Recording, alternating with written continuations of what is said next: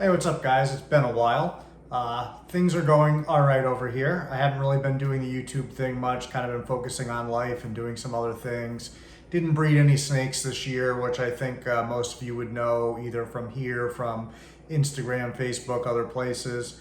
Just decided with the market conditions that it really wasn't prudent for me to produce more animals to a market that's kind of already oversaturated right now, given the economy. So I backed off and decided not to produce any animals, to roll with what I had, give it a year off, see how the market recovers, and then, we'll evaluate from there. What I want to focus on in this video is giving you some tips for people that may be picking out their first blood python or short-tailed python, or maybe just picking out a new animal in general. So these are the things that, I tend to focus on when I'm looking at new animals. And a lot of these points I think are really, really important if you're a new keeper, because when you're a new keeper to even a new species or just snakes in general, the better experience you have with that first animal, the better foundation you build, and the better chance that you're going to want to be more involved with these animals, be more involved with the hobby. It's just one of those things when it's a more enjoyable experience all the way around and everything just kind of goes a little bit smoother. It makes for a much, much better introduction into what we do. So stay tuned, and we're going to talk about some things relating to what I look for in a new animal. So probably the single most important decision that you can make once you've set your mind to getting one of these blood or short-tailed pythons is who you work with and getting the animal from. We've talked about that on the channel before. There's previous videos related to that kind of stuff.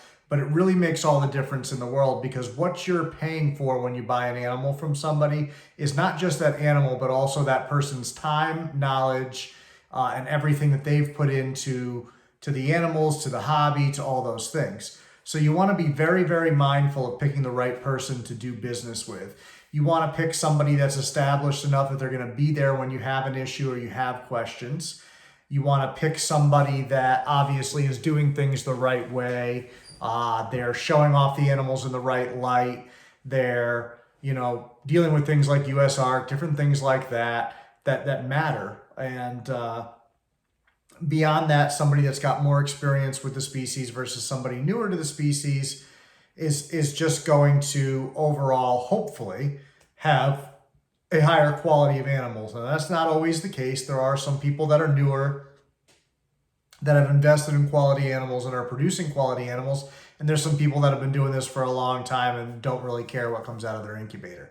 So don't just look at time frame as a sole thing, but by and large, if you find somebody that's been doing it for a little while and has their own lines of stuff or has been selective of what they're bringing in, then that quality in is going to be quality out. And so I think that's really, really important. So you want to pick someone that is going to be there when you need that help. And don't misunderstand that just because you pay X amount of dollars to somebody does not mean that 24/7 they are at your beck and call. But most of us, including myself, that care about these animals is going to invest the time in you as well to make sure you're prepared and to make sure that, we're there to help you as much as we can through the process of keeping. Even if that's 10 years after the sale, if you have a question, doesn't mean there's no guarantee I have the answer, and there's no guarantee that you're going to message me at 2 a.m. and I'm going to be right there to answer you, but we will get back to you in a timely, reasonable manner and do our best to help you out.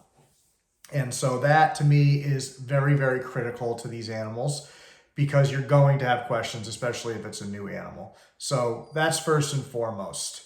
And one of the things I wanted to kind of mention is that picking out a blood python or a short-tailed python, I have two German Shepherds and then a German Shepherd mix. And I was kind of thinking about this today as I was preparing to make this video. Picking a blood or short-tail is a lot like picking out a German Shepherd. And when you pick out a German Shepherd, there's a bunch of them out there, a bunch of them available. And you can get yourself a $200 German Shepherd, or you can get yourself a $5,000 German Shepherd. Now, paying $5,000 doesn't guarantee you're going to get the absolute picture of what you're looking for, and paying $200 doesn't mean you're not. But chances are, if you're investing more into something and you're doing your diligence and your homework, you're going to get a better animal on the back end, because just like German Shepherds, there's a lot of different factors that go into quality breeding versus just any old breeding. And as much as we like to talk about how we raise animals makes a difference, you can't beat genetics. And so if your animal is predisposed to be a certain way, you can do a lot to work within those parameters, and you can get a lot out of these animals, but you're going to be limited. And in times of stress and in times where things are too much for them, they're going to default back to genetics. And so the next most important thing that we're going to talk about would be temperament. And I'm going to do a separate video on temperament in general, but to me, it's very, very important to keeping and to the hobby that we are mindful of the temperaments of the animals that we are creating. And it is 100% a heritable trait. Now, it does not mean that putting two nice snakes together and two mean snakes together guarantees all mean or all nice. It's not how it works. But every single one of these animals, including ourselves, has a pre-programmed genetic personality. And so our life experiences can alter our course there a little bit, but no matter what, in times of stress, we tend to default back to our default factory setting, if you will. And so it's very important when you're talking to whoever you decide to get an animal from, that you make sure that that is something that's also important to them, or that they have an understanding, or at least will be honest with you. Here's the deal and whatnot. Because the truth is, you can hatch out a baby that's predisposed to have a poor temperament, be very defensive, very reactive, very nervous, very stressed out all the time. And you can work with that animal and bring that animal to a better level and understanding that may not translate to its new home.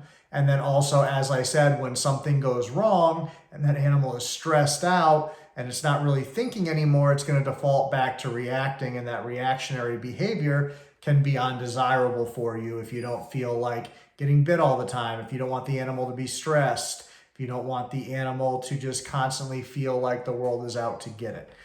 So temperament to me is something that's very important and something that you should be talking about with the person that you get your animals from. And like I said, we're going to do a whole video on that coming up and dive a little bit more into, genetically what's happening there. And we'll talk about, all the factors and why I think temperament should be focused on more than it is. So I don't want to linger on that too long, since we're going to do that separate. Now, lineage is another really important thing, which goes into temperament, which goes into health, which goes into color, which goes into the quality of the product that you're getting. In this case, the product is an animal. So you're going to want to work with somebody that can show you pictures of the parents of that animal at the very least. If you can't even see pictures of the parents, you're really getting dicey with what you're picking out, because Bloods and Shorttails undergo a vast color change over the course of 3 to 5 years typically. And so you could look at a baby and get a general idea of where it may go, but seeing the parents and the grandparents and the great-grandparents of that animal, if that's all available to you, will really, really give you a better, clearer picture of what you can expect. And there's still going to be variances within a clutch. So you're going to have two babies that come out of the same clutch, and one is going to reach this echelon and one may only reach here. And that's why as breeders, sometimes we keep stuff back a little bit longer to see a little bit more of that development and try to get a better mental picture of where this animal is going to finish. And nothing's guaranteed. Some animals color up very fast in their first year. Some take about 2 years and then all of a sudden come on strong. So you really never know. But by getting animals that come from stronger, more consistent lineages with a long history of knowing what to expect, you have a lot better chance of getting that animal that you're after, whether it be, like I said, temperament, color, health, all these things. And so talking to the people that you're going to be purchasing from, getting that information, those pictures and whatever, and be polite about this stuff, and make sure you're truly invested in getting this animals. Don't waste people's time intentionally or even unintentionally if you know you're really not in the market or you're not going to be able to afford the animals that you're looking at. That's not fair to these people. You want to be able to let, people like myself or whoever who's trying to help you pick the right animal, focus our time on the people that are really ready to get that nice animal. And if you are just tire kicking, be upfront about it. I've been to where I've seen an animal, I'm like, I'm interested. I know I can't add an animal right now. I tell the people straight up, I'm not looking to add anything, but I am curious. Do you mind telling me this, or this? Most people will take the time, especially if you're honest and upfront with them, and help you. It's when they feel like you're lying to them or deceiving them where it starts to really get upsetting. Also, when picking out these animals, it's important to know, what is your goal with the animal? Is this animal going to be a pet? Is this animal going to be a breeder? Is this animal going to be both? Are you looking for an animal that you want to use in educational programs? What are your expectations for the animal? And the biggest thing is, make sure you're not trying to shove a square block in a round hole. So understand, do your research on this species, learn their behavior, how they like to be set up, and make sure that that's not going to conflict with what you want out of the animal. If you're like, man, I want a really great display animal that's going to be active and out all the time, why would you even be thinking about this species? It doesn't make sense. You're asking something of the animal that they're not really designed to do, capable of, and all of that. And then you're going to put it into a situation that's going to stress it out. It's going to make it more likely to be reactive, more likely to get sick, more likely to just have complications, not eat, whatever it may be. So the better you have a basic understanding of the species, how they work, how they choose to live in the wild, what seems to work for people that have kept them in captivity for a long period of time successfully, you're going to have a better idea if these animals are going to fit into the goals you have for them. Now, some of these animals tolerate a tremendous amount of handling. Some of them are more hands-off. That's really an individual basis of the animal and goes back to talking to your breeders about the temperaments and things. We all know a little bit about our animals. We work with them every day, so we have a general idea of how that animal is going to be. Also understand, how that animal is here may not be how that animal is with you, because how you handle it and how you set it up is going to directly affect how that animal interacts with you and the environment around it. So there's even more to it than just the genetics and just the how you've raised the animal. There's also how comfortable the animal is with you and your personal relationship with it, how comfortable you are with the animal, and how that animal is set up. Now, another thing that's super, super critical, you want to talk to whoever you're getting these animals for and make sure these animals are strong feeders, good feeders, that there's a history of strong feeding within that line. Because once again, just like temperament and other things pass down, bad habits can pass down too. And we see it in children with their fathers or mothers, and you're like, oh man, this one's dad had a hot temper, and now this child has a hot temper, or this one's mother's very forgetful and flighty, and so is this child. A lot of personality traits and a lot of habits are more ingrained in us than we realize from birth, from our genetic code. And so strong feeders are something that can pass down as well, the same as poor feeders. Now, once again, just like we discussed with the temperament briefly, it doesn't mean that just because you pair strong feeders that you're never going to get a bad feeder. It doesn't mean just because you pair bad feeders that you're never going to get a strong feeder.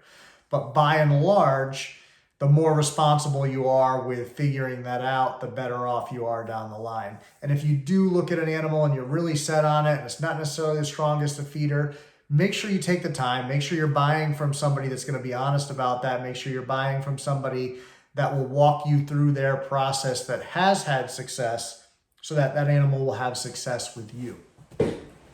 Once again, not always guaranteed. Changing environment can change the way the animal is going to interact with it. But chances are, if you set up the animal and handle the animal very similarly to its former home once it's settled in, oftentimes that'll kill a lot of minor issues that you might have along the way. So basically, to kind of sum all this stuff up, do your diligence. Don't rush into any decision to buy an animal. Also, don't be wasting people's time when you know you're not ready or you know you're not truly interested in adding an animal right now. But balance that out. It's good to ask questions. It's good to engage, but also be fair and mindful that, a given breeder might have 20 animals for sale, and there might be 20 people that are interested in each one of those animals. So they're potentially having, 400 people reach out to them over the course of time, which is a little high on 20 animals, but it's possible. And, so be mindful of that. And then somebody like myself, I have a full-time job that's away from these snakes. I have 3 dogs I have to manage and work with and keep exercise. I have a house to clean. I have errands to run. So be mindful of how much time you're taking up and try to streamline and ask intelligent questions to keep the people engaged and wanting to answer them, and to also make it easy for them to answer them. You don't want to have to go back and forth 6 times to answer a simple question if you had just kind of phrased it and asked it right the first time. So get yourself a list if you have to, write it down in advance, see what information you're seeking, and try to word it in a way that's very easy and concise, and so that you arrive at the answer you're looking for very quickly. So those are the things I would recommend doing. Temperament, lineage, what your goals are with the animals, all your research and understanding of what the species needs, wants, desires, and then just focusing on how good of a feeder that is, things like that. I think that's really going to set you up for success. And also, biggest thing I always tell people is be willing to take constructive criticism. Don't be so sensitive. I know some people are rough around the edges with the way that they give stuff. Some people are downright rude and mean and very dismissive. But don't take things personal, especially on the internet. We're all adults. Let's act like it. We can handle a little constructive criticism, and that's everybody. You can criticize me. There's plenty of things to criticize me for. So be open to that. I would love you guys to jump in the comments. Let me know any questions you may have about picking out an animal specifically or in general. Make sure you hit that like button if you enjoyed this video, found value in it, felt like it's going to help you make a better decision. And stay tuned for more videos coming. I'm going to try to be a little bit better about putting out some consistent content. I know it's been about like 6 months, I think, since I put out anything. So thank you guys. We'll see you soon.